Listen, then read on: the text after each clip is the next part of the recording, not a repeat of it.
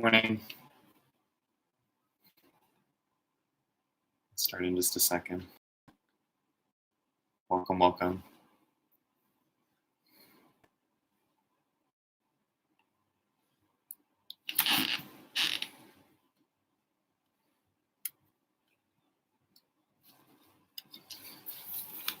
Welcome. Who's out there? A couple people joining in. If you are going to be trying out some crow and variations and stuff, if you have a block, a yoga block, grab that, or even anything you can prop yourself up onto, your toes onto, like a big book or a pillow, a sturdy. Well, maybe not a pillow, it's not sturdy enough. Something sturdy, yeah. All right, so we'll start in just a second here. The dog seems like he's pretty relaxed today. We just finished playing for the last half an hour and running around, so hopefully he doesn't. Doing good? Nice. All right, so let's start on your yoga mat.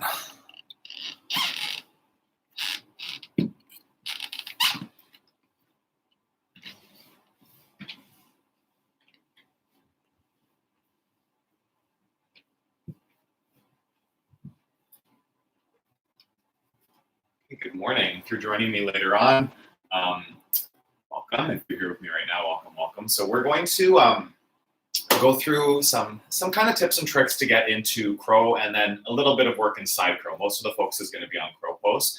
I practice Baptiste yoga, so that's the style of yoga that you're seeing mostly in the videos I'm doing on this channel. And one of the poses in that sequence is crow pose or bakasana, right? And that's an arm balance. So an arm balance is really any pose whenever you're starting to shift the weight of your body onto your hands or onto the backs of your arms with your hands on the ground, and get your body balancing just on your hands on contact with the floor. So there's a whole bunch of different arm balances that can be added into the Journey into Power sequence. I actually run like a 2.5 hour arm balancing workshop sometimes, which really, again, goes through the whole thing.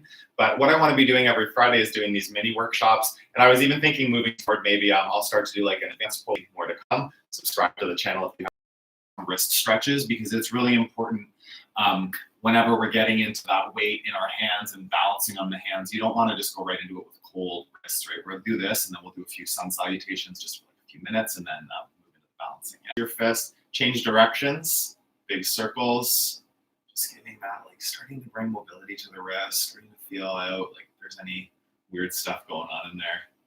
If your wrists are hurting in any of these poses, you want to really make sure, go the other direction again.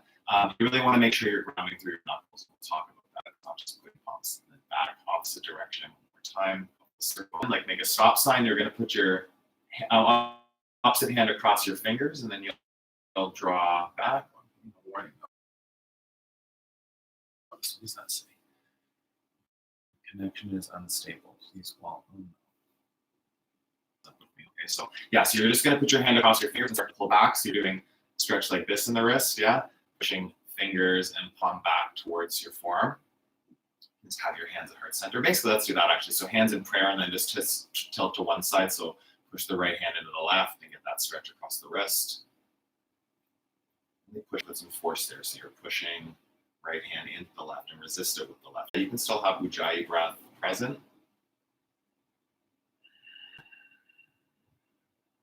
Inhale. Come back to center. And what you'll do here is, so make again a stop sign. You're going to grab the thumb, and you're just going to pull, and you'll grab and you'll pinch and pull the thumb towards the wrist. Just getting a stretch across the side of the wrist. Just for a few breaths for you. In and out. Switch sides, make a stop sign. Just going through some quick wrist stretches here.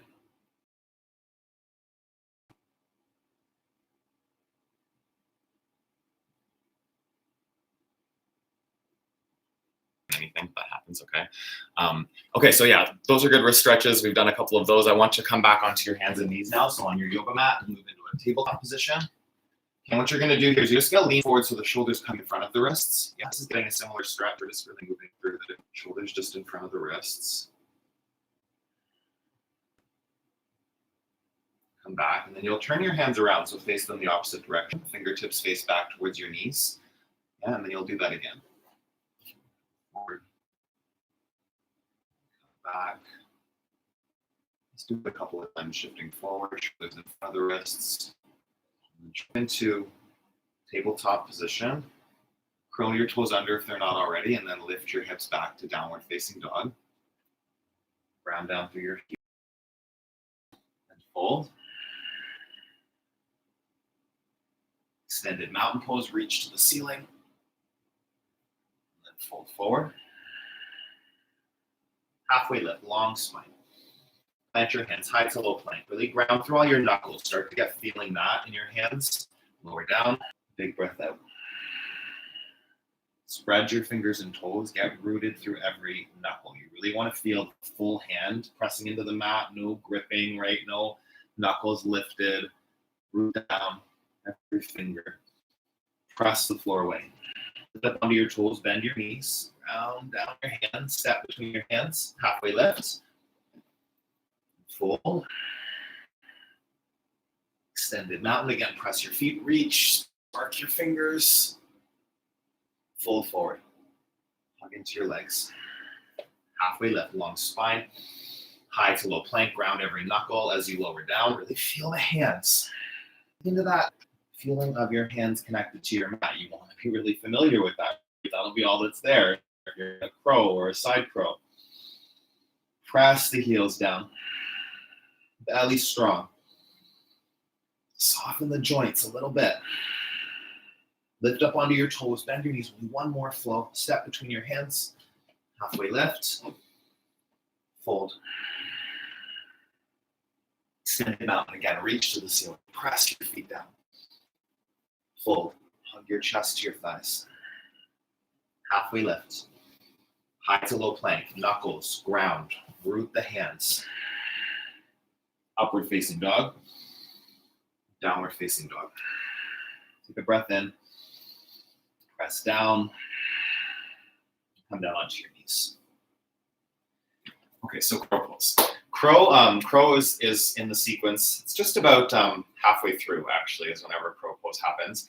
And there's a lot of different steps you can take to get you into the pose, powerfully, as opposed to trying to rush into it and just with all the focus being on getting your toes up off the ground. Okay, so I can say that in my yoga practice, I've been practicing for around 6 years now. For the first maybe year and a half, my way of doing crow was to just kind of get up into it however I could and hold it and suffer through it until the teacher told me that it was over, right? And then every single time I did crow, it was that exact same experience of it. So first, what I'll do is I'll show you a couple of things. There's a few points of alignment that you want to be focused on. Getting your toes off the ground, I would say, is like the advanced version of this pose, right? So if you're brand new to doing crow, maybe today your toes don't even come off the ground, and that's amazing, right? The biggest thing with arm balancing that you want to start to let go of is like fear of falling out of it, right? So if you're afraid you're gonna fall, it's gonna make the whole experience of coming up like something that you're kind of suffering through and worried about, right? Whereas, yes, you might fall out. First of all, I'll give you a couple options. So you're really only a couple of inches off the mat if you're doing it properly. It's not a very far fall to come down, and make sure you're doing it where you will land on your yoga mat, right? You can put a folded blanket down or a pillow in front of your face, especially if you're playing around with this at home, right? Just put whatever is there that makes you feel comfortable. But really what you want to start to do is that it's not that you can't do a pose like this as much as that your brain maybe is giving you limiting beliefs and fears that are convincing you can't do it because of how you've maybe seen it done before, how you'll maybe see me do it. But that's not really the point. It's not exactly getting it perfect, right? It's not about having to just kind of teleport to the goal of perfect crow pose where you're lifted up and your toes are off the ground. It's about learning the steps to make your body strong enough to get you there safely and powerfully one day, right? And being really confident and comfortable in the fact that doing those steps to get you there doesn't make you less than. It makes you really like, a conscious yogi that's listening to your own body, okay? So a couple of things for the alignment of crow. First of all, hands are going to be flat on the mat. They're about shoulder distance apart. Okay, so I'll turn a couple times through going through this so you see different angles of it. So hands on the mat. And again, you're wanting to get into the fingers. So you don't want knuckles gripping. You don't want to have bent fingers. I don't know if you can see that, the difference between this and pressing the knuckles down into the mat. Seeing comments, I want to make sure we're good. Much better now. Okay. Excellent. There's some issues with the Wi-Fi, just so I want to make sure you guys hear what I'm saying. So yeah, ground through all the knuckles. And then from here, you're going to come up onto your feet and walk your feet in so that they're about, I would say like 30 or 45 centimeters, like a foot and a half behind your hands. Your feet are together. So your hands here, I'll turn for you to see this part. So your hands are wide, right? And then your feet are together, kind of in between the hands. So what you want to do here, so this is the first step of getting into crow. And like for some of you, this might even be enough, is just getting your hands on the floor and folding this far. There's a big bend in the knees going to happen. So that'll help you get your hands down to the ground too. Okay, so what I've got here is I've got my hands flat on the mat, my toes on the ground, but my heels lifted up, and then my knees are in the backs of my triceps. So I would say, you can just come and look here quickly. I would say that one of the biggest issues, one of the biggest misalignments that happens in people's crow pose is with the fixation of getting up, your toes off the ground, you go out of the alignment of your triceps and your knees. So I'll show you what that looks like. A really common way that this pose is taken, so palms down, heels lift, is to take the knees outside of the triceps, okay? So what that looks like in the pose is something like this. I have a hard time doing it. This is how I did it for years. Is like this, right? With the knees way out to the side. What I'm having to do to stay up is really squeeze my knees into the sides of my triceps. And it's a lot more work, first of all. And if you're sweaty, if you're doing this in a hot yoga class, eventually it's much, much, much harder if your knees are on the outsides of the triceps, okay? So what you wanna do is setting this up again, palms flat on the mat, feet together, heels lift, knees on the backs of the triceps, okay? So on the backs, I'll turn again so you can see that from the side. All of this, same setup, right? Knees on the backs as opposed to the outside of the triceps. Okay, so you might be thinking like, but Mike, there's no way I'm ever gonna get my knees on the backs of my triceps. Like your body maybe just won't let you get into that positioning. So what got me eventually into crow properly, and I've said if you've been watching my classes, I pretty much say this every time I teach, is to give the option of a block in this pose. What I tried to do for many years and what sometimes is cute is to put the block in front of your head. This works for some people. I'm not going to say it's the wrong thing to do. I brought a foam and a cork block. You don't always want to use a cork block necessarily. It's not as soft to hit your head on. But yeah, so you can put the block in front and you can kind of try to balance your head on it. For me, what this does is it takes the gaze back between the feet, which I'm going to talk about in a second. It's not where you want to be looking. And it often moves the neck, right? If you see me doing that, trying to get my head, like all my focus is on how do I get my forehead on the block, and it's not on the alignment that I'm trying to get into in the pose, okay? So the way that I got into it after I let go of this variation with it in front of my face was actually to use it as a little perch to stand on, okay? So what this does, like let me show you quickly. So if I'm in full expression of this pose in crow, okay, this is what we're working up towards, knees and armpits, bending the elbows, starting to shift forward, I'm looking in front of my hands, okay? So that's where the gaze is landing, is like at the top of the mat. And then it's a lift, right? The toes come off the mat. Eventually, this is what you're working towards, right? Pointing the toes, lifting up, really getting strong through the center of the core.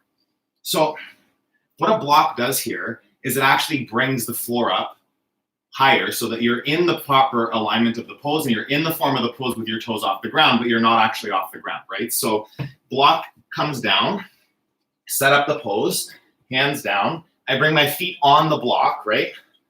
So there's a little perch. And from here now, my knees are up higher, so I can actually get them into my armpits pretty easily here. And then I can take the form of the pose where I'm in the pose with my toes off the ground, but I don't actually feel like I'm gonna fall out of the pose, right? Because there's 3 points of contact with the earth here. So this is the option, right? I did crow like this for a long time, where I was just on the block. I actually, the biggest thing that I needed to learn was to put the weight into my fingers. So we're just holding here, or you can just come down and listen. But again, not putting it into my palms. If I lift my fingers off the mat, oh, it feels so gross, right? You want to really ground through the knuckles, every knuckle. Lift through the heels. Breathe in, breathe out. One more squeeze, press down, knees, triceps resist each other.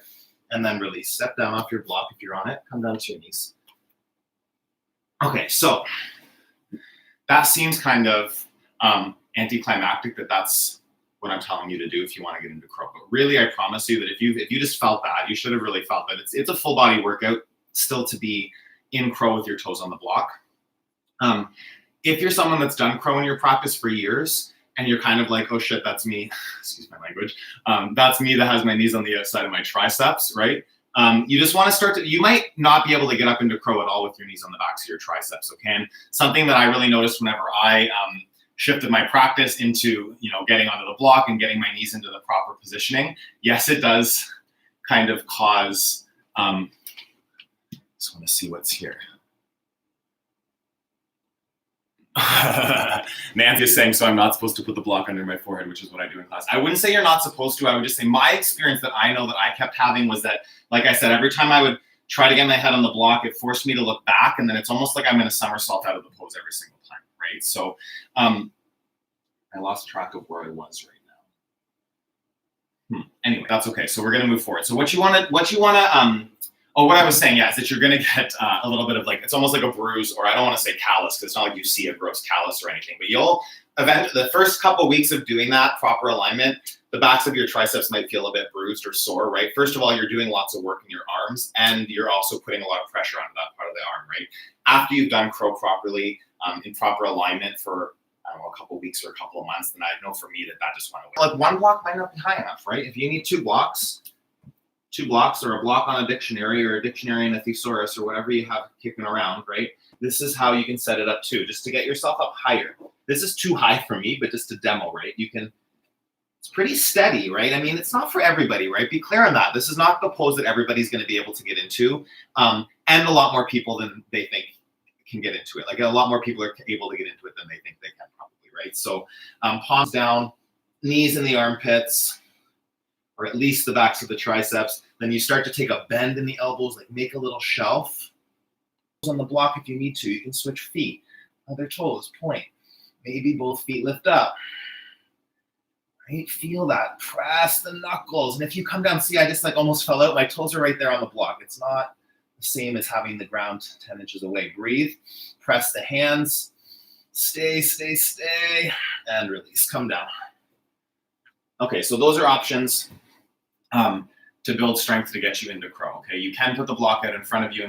If you have two blocks, it can be one in front of your forehead if that gives you confidence. What I would say is that don't put the fixation. If you put the block in front, I'm not saying it's bad to do at all, right? It's just that where's your focus? If you put the block in front and it's there as a safety net, so that if you fall out, you've got the block for your head to land on. That's different than getting this fixation of getting your head on the block as you come up into the pose. That's going to take your drishti, your gaze, to the wrong spot, and often, I know for me, really takes the stability out of the pose. Okay, so core in all of these arm balances. I maybe should have said that at the very beginning. Whatever you do, whatever you're doing to set yourself up, all of this is really coming from core stability, from your belly muscles, your uddiyana bandha, we call it, right? The belly lock in all of these poses, these two poses, the different variations. It's hard to do that and talk. You want to make sure that you're using your core muscles and keeping with your breath. Yeah, don't lose your breath, don't lose your gaze. All of those pillars, those foundation of this practice that we talk about when we're flowing, you want to use them even if you're just taking 20 minutes to play with triangle pose at home, right? Okay, so some tricks, really quick. If you want to do, you can do crow. Here, first I'll show you crane. So crow, knees on the triceps. Crow, there's a big bend in the elbows, right? You make a shelf and you lift up. Almost positive that crane poses where you straighten the arms out and stay lifted. Yeah, straight arms versus bent arms. Crow to crane. You can do that a couple times. Maybe you'll fall out. That's an option. Another thing you can do is play with the block in a different way. So you can use the block just as kind of a way to move through it. So you'll get up into crow pose. You can do it standing on the block if you want to start.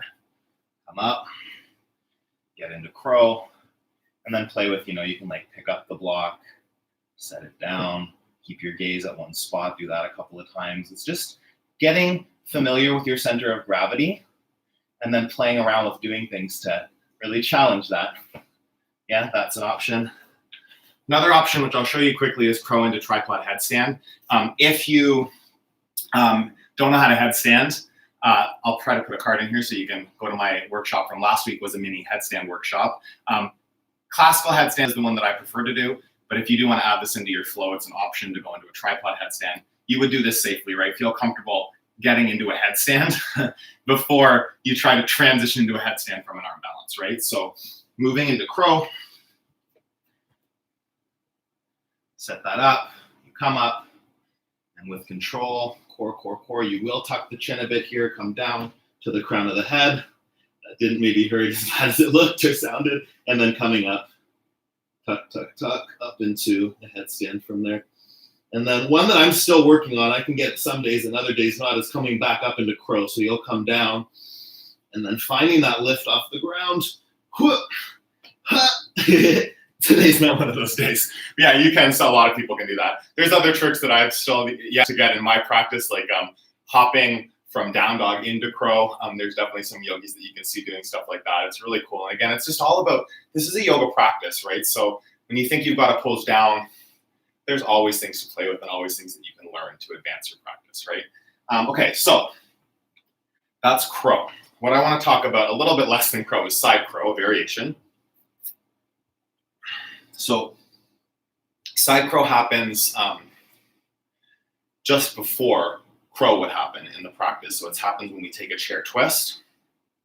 One of the big things that really gave a shift to me when I was doing my workshops is realizing how there's really a lot of, people have different mobility in their body, right? So certain people can twist further than other people. Certain people can sit deeper, have longer arms. All of that kind of stuff makes each person's body really individual in this practice. So I thought for years there was really only one way to do side crow. And there's really 3 arm variations that you can use. So what I'll talk about is the 3 arm variations. And what I will say is that I think this is a more advanced posture than regular crow pose, right? It happens before crow in the sequence, but it really does require a different kind of awareness of your sense of balance, right? Your center of gravity. So we'll play with the arm balance. Just like in crow, for side crow, I would say getting into the arm variation and moving, kind of tilting your weight, playing around with your feet on the ground or a block is the first step into just getting into it, okay? So we'll start here. I'm gonna use a block again as a demo when I'm demoing it. Or my toes, either toes or head. I'll show you both here in a second. So first of all, the arm variations, let's talk about that. So I am very flexible, okay? I'm lucky that I have a yoga body. I have the mobility to get into a lot of these postures. Like I can bend into them.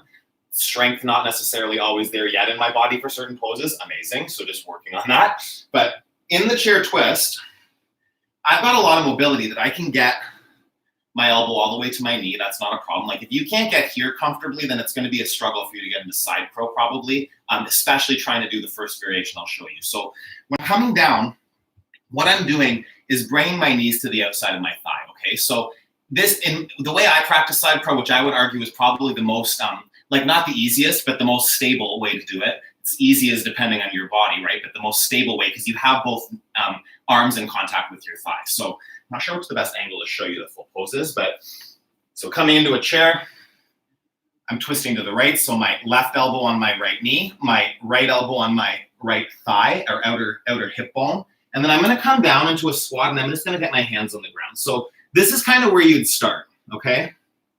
If you can already move into the pose, then you don't start here, you just go into it, right? But if you're building the strength, what the next thing you'd wanna do is start to tilt your weight. So this is where you can bring block, okay? So again, when you're in a class flowing through it, you can't always do this, but it's nice to be able to be at home and play with it a little bit. So when you come into the twist, you start to tilt your weight. If you have a block here, you can kind of get your feet up on the block and just play there. I'm barely touching it, right? It's just a place to bring the floor a bit closer. So I'm tilting my weight and balancing on the backs of my triceps, okay? So I'll show you from another angle. Here, so what's the best angle I'm trying to see here? So something like that maybe. So from here, I think then when I tilt, you won't see anything, right? Yeah, so I'm gonna tilt it this way. So tilting into it, and it's really just this would be how you start, I would say, is you're just starting to tilt, get the weight onto your backs of your triceps, one foot stays on the ground. You can do that. I'm feeling this work, I promise you. Even though I can do the pose pretty strong, that's still work, right? And that's the point. If you can't do it, do that work and build some strength up in it, okay? So that's the first arm variation. We'll go through the other 2 arm variations quickly here. So if you can't twist as far, right? You might twist like, oh, only that far. There's no way that this left elbow is going to get all the way out to your right thigh. I'm going to change sides quickly here so that I don't get too exhausted. So trying to twist, that's not going to happen, right? So you can do this pose with the same side elbow on the same side thigh, okay? So if I'm twisting to the left here, it would be left elbow right to the center of my left thigh, okay? So from here, this is why I would say the other first one I showed you is more stable. This elbow is all that's in contact with my body, okay, when I come up into this pose. The other arm is still on the ground, creating a foundation, right? It's not a one-armed side crow, but starting to tilt the weight. So as you tilt your weight, it's the same thing, starting to tilt, only the one the one elbow is on the outside of the thigh, and you just tilt in, coming up onto your toes. I'll show you here how you can use the block in your forehead. It's maybe more useful in side crow than it is in regular crow to bring it to the other side. So way further out than you think you need it. If you think it's going to go there, add an extra foot. I always find it's much further away. So from here, again, the one elbow, left elbow, center of left thigh, tilting my weight into it. That right hand can really land anywhere that it gives you stability. And then see, I didn't even go far enough, a little further out. And you can come down here and put your head on the block and start to lift up, okay? And it's really a lot of work, this pose, okay? To hold the pose. You can be in this stage of when you're building strength in a pose like this, maybe you spend 5 minutes doing that. You just tilt a couple times, go to the other side, tilt with a block to stabilize you. And if you do that regularly, just like if you do some bicep curls over time, your biceps get bigger and stronger, right? It's the same thing. You come, you do a little bit of play in the balancing of the pose and the alignment of the pose, letting go of the fixation of it being perfect when you do it, okay? So I'll do the third one, then I'll go recap all 3 arm variations, okay? So the third arm variation, which is probably the rarest one, but I have seen people do it this way. And it's, again, it just goes to the mobility of your body. I can sometimes get into it this way. It's going to be when you twist, it's putting opposite elbow to the center of the thigh, okay? So first option, I'll recap them right here. So first option was I'm going to twist. So I'm going to the right this time. So my left elbow hooks my right knee. My right elbow lands on my right hip bone. So that's both hands and both elbows in contact with my thigh, okay? Second option I showed you was twisting. So same elbow, same side. So right elbow, right thigh, left arm floating freely in space, and you land that wherever you're gonna go. Third option, which is the twistiest, bendiest option, I would say, is getting opposite elbow hooked to the center of the opposite thigh, and you come down into the pose from here. I'll turn again to show you. So this is the same thing, come down. Now, this arm, my same side arm, so I'm twisting to the right, my right arm is off in space, and then I'm gonna twist and take it from here. Okay, so again, block can be in front of the forehead, block under the toes. Block under the toes might be more distracting this time. Sometimes it really depends on what you need, but I would play with the block or using a prop of some kind, even if for nothing else, just to let go of the fear of falling. If the block is there, your fixation on falling out might not be as strong. Yeah, and then you can focus on the alignment and the different things you're doing in the pose. So the first step, all I've shown you so far is doing with the knees bent, okay? So that's probably not what you're even picturing as side crow. That would be my first step if you can get into balancing, okay? So I'm gonna go into it now. Option 1, right? Both elbows. Option 2, one elbow. Option 3, opposite elbow. I'm gonna do both. This is what I'm the most comfortable in. So coming into it, I set my palms, get the elbows set up on the outside of the thigh, and then I'm tilting, tilting, tilting, tilting, gazing to the floor, option. Gazing forward is an option. Pick a drishti at one spot, right? And then from here, it's straightening out the legs is the full expression. So you're pressing out through the heels and bouncing on the backs of the triceps. Breathe in, focus your eyes at one spot, in and out, and release, come down to your feet. Now have a sip of water. I'll demo to the other side. And I think we're at 30 minutes. So quickly to balance it out, I'll demo opposite side here. So again, both elbows, outer thigh, same side elbow with a free arm on the opposite side, opposite elbow to the thigh with a free arm on the same side, yeah? So coming down, tipping in, just finding the center of gravity, playing with that. Knuckles are pressing, and then when you're in a lift, straightening out the bottom leg, lifting up and straightening the top leg, finding your gaze wherever it lands. 2 more, in and out. See what happens. Play, squeeze, and release. Whether you got into a pose or not today, congratulations for even showing up and trying it out and being playful. Be curious about what's possible. I'm gonna go quickly recap some of the stuff that we just did, and we'll call it a day, okay? So crow, option to perch on a block, palms down, knuckles, super important. Your whole hand is in the mat, that energy going out through the fingers. Feet are about 18 inches back, 45 centimeters or so, on your toes, on the block. Knees in the armpits, not on the outsides of the arms, right into the backs of the triceps, and then you tilt forward. And just play with that.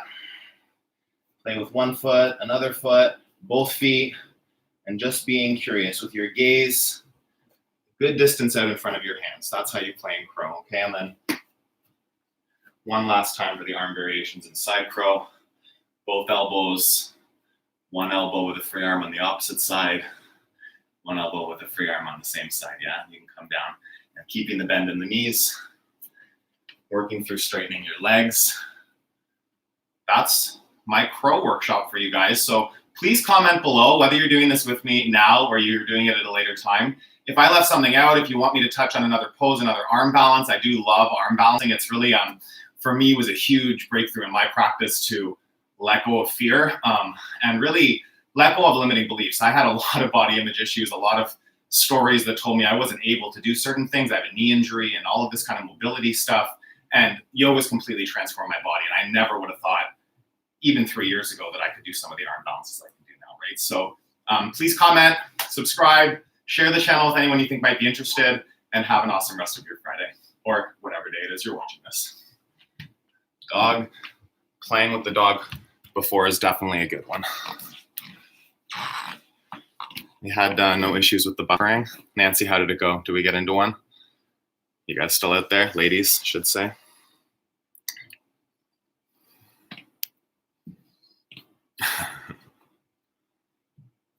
Okay. I'm going to end the live stream just because I like to keep the times looking like they're similar, but you can still stay. I stay for a few minutes after if you want to chat. I'm still here, but have an awesome day. I'll see you soon. Bye.